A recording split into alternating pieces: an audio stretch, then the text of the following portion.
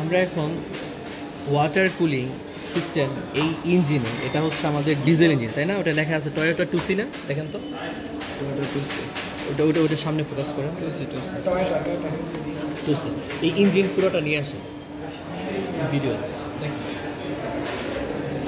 আমাকে নিয়ে আসেন না, যেমনি হোক আমার জানবেন না, ঠিক আছে? দেখেন, এটা হচ্ছে আমাদের রেডিয়েটর, তাই না? এটা হচ্ছে আমাদের কুলিং ফ্যান। আমরা এখন এই ইঞ্জিনের ওয়াটার কুলিং সিস্টেম কীভাবে কাজ করে সেটা দেখব। আমাদের কুলিং সিস্টেম দুই ধরনের, একটা হচ্ছে এয়ার কুলিং আর একটা হচ্ছে ওয়াটার কুলিং। এয়ার কুলিংটা বিলুপ্ত হয়ে যাচ্ছে, খুব কমে যাচ্ছে, কিছু কিছু মোটরসাইকেল এখনও আছে, তবে এয়ার কুলিং যেটা বিলুপ্ত হওয়ার কারণে আমরা এখন মোটামুটি সব জায়গায় ওয়াটার কুলিং সিস্টেমটা দেখতে পাবো। এখন এখানে কিভাবে কাজ করে সেটা বর্ণনা করছি। যে আমাদের ক্রাঙ্কশ্যাফট ঘোরার কারণে আমাদের যে ওয়াটার পাম্পটা আছে সেটাও ঘুরে, এবং সাথে আমাদের যে কুলিং ফ্যান আছে সেটাও ঘুরে কিছু কিছু ক্ষেত্রে। এগুলো না ঘুরলে তো হবে না। এখন ওয়াটার পাম্প কাজ করার কারণ হচ্ছে যে আমাদের যে আপার ট্যাঙ্ক রেডিয়েটরে আছে এবং লোয়ার ট্যাঙ্ক আছে রেডিয়েটরে, আমরা দেখতে পাচ্ছি, তাই না? আমরা যখন আমাদের ওয়াটার ফিলার ক্যাপ এই হোল দিয়ে আমরা যখন ওয়াটার প্রবেশ করাবো, তাই না? ওয়াটার ফিলার ক্যাপটা এটা এখান দিয়ে পানি দিব, তখন আমাদের যে এখানে আমরা দেখতে পাচ্ছি ফিন্স, হানিকম টাইপের ফিন্স, এবং এগুলো পাইপটার একজ্যাক্ট নামটা মনে নেই আমাদের। এখান দিয়ে পানিটা পড়ে আমাদের লোয়ার ট্যাঙ্কে পানি জমা হবে। এখন ওয়াটার পাম্প যেটা আছে সে তার চলার কারণে এখান থেকে পানিটা ওয়াটার পাম্প পানিটাকে টান দিবে। এটা হয়ে আমাদের ইঞ্জিনে যে ওয়াটার জ্যাকেট আছে, বিভিন্ন জায়গায় পানি থাকার যে স্থান আছে, ওইখানে পানি প্রবেশ করবে। এখন ইঞ্জিন চলতে চলতে গরম হতে থাকবে একটা নির্দিষ্ট তাপমাত্রা পর্যন্ত।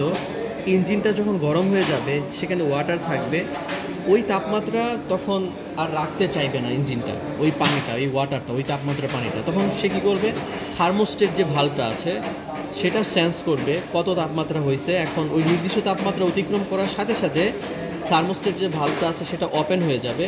সেটা ওপেন হয়ে ওই গরম পানিটা আমাদের চলে আসবে আপার হোস পাইপ যেটা, সেটা দিয়ে। আগে বলছি যে লোয়ার ট্যাঙ্ক থেকে লোয়ার হোস পাইপ হয়ে ওয়াটার ট্যাঙ্কের মাধ্যমে আমাদের পানিটা ইঞ্জিনে প্রবেশ করে। এখন পানি গরম হওয়াতে আমাদের যে থার্মোস্টেট বাল্ব আছে ওইখান দিয়ে বাল্বটা খুলে গিয়ে আপার হোস পাইপ দিয়ে আবার ট্যাঙ্কে প্রবেশ করবে, আপার ট্যাঙ্কে।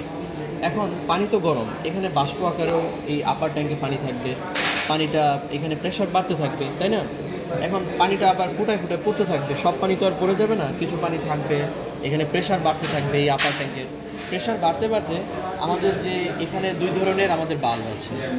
একটা হচ্ছে প্রেশার রিলিজ বাল্ব, এই যে আমরা টান দিতেছি দেখতেছি প্রেশার রিলিজ বাল্ব। আরেকটা হচ্ছে বেকুম বাল্ব, এই যে এটা টান দিতেছি বেকুম বাল্ব, টান নেগেটিভ প্রেশার তৈরি হয়। এখন এখানে বাষ্পের যে প্রেশারটা এটা যদি অতিক্রম করে বেড়ে যায়, তখন এই প্রেশার রিলিজ বাল্বটা চাপ দিবে, উপরের দিকে চাপ দিয়ে এই যে আমাদের ওভারফ্লো পাইপটা ওপেন হয়ে যাবে। ওভারফ্লো পাইপটা এখান দিয়ে চলে যাবে পানিটা রিজার্ভ ট্যাঙ্কে, ঠিক আছে? ওই রিজার্ভ ট্যাঙ্কে পানিটা আমাদের বাষ্পটা চলে যাওয়ার কারণে ওটা ঠান্ডা হয়ে একসময় পানি হয়ে যাবে রিজার্ভ ট্যাঙ্কে। ফ্লো পাইপ প্রেশারের কারণে আমাদের যে প্রেশার রিলিজ বাল্বটা ওপেন হয়ে যায়, এখান দিয়ে ওভারফ্লো পাইপ দিয়ে আমাদের বাষ্পটা রিজার্ভ ট্যাঙ্কে চলে যায়, ওইখানে ঠান্ডা হয়ে পানি হয়ে যায়।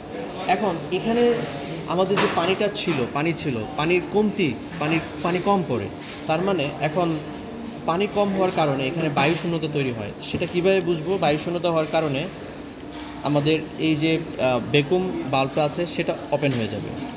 বেকুম বাল্বটা ওপেন হওয়ার কারণে সেখানে নেগেটিভ প্রেশার তৈরি হয়। আমি আবার বলছি যে আমাদের কিছু পানি রিজার্ভ ট্যাঙ্কে চলে গেছে, ওই চলে যাওয়ার কারণে হচ্ছে না ভিডিও, ওইটার কারণে আমাদের এখানে পানি কম পড়ে, পানি কম হওয়াতে এখানে নেগেটিভ প্রেশার তৈরি হয়। সেটা হচ্ছে এই বাল্বের মাধ্যমে আমরা বুঝবো। বাল্ব যখন বুঝবে যে পানি কম হয়ে গেছে, তখন সে নেগেটিভ প্রেশার বা বাল্ব ওপেন হবে। ওপেন হওয়ার কারণে আবার যে রিজার্ভ ট্যাঙ্কে আমাদের পানিটা আছে ওদিক দিয়ে পানিটা চলে আসবে, এই ওভারফ্লো পাইপ দিয়ে আমাদের এই ট্যাঙ্কে চলে আসবে। এভাবে আমাদের আমাদের যে সাইকেল চক্রটা চলতে থাকবে। আমি আবার বলছি যে আমাদের সিলিন্ডারের চারপাশে পানিটা থাকে। পানি কোথায় থাকে? ওয়াটার জ্যাকেট থাকে। ওটা হচ্ছে পানি থাকার জায়গা, সিলিন্ডারের চারপাশে, ইঞ্জিনের চারপাশে বিভিন্ন ফাঁকা জায়গা আছে, সেগুলোকে ওয়াটার জ্যাকেট বলে। আর এইগুলো যেটা আছে এগুলোতে আমাদের ফিন্স বলে, হ্যাঁ। আর লম্বা আকার যে পাইপগুলো, সেই একজাক্ট নামটা ভুলে গেছি আমি। এভাবে হচ্ছে আমাদের cooling system, water cooling system একটা ইঞ্জিনে কাজ করে।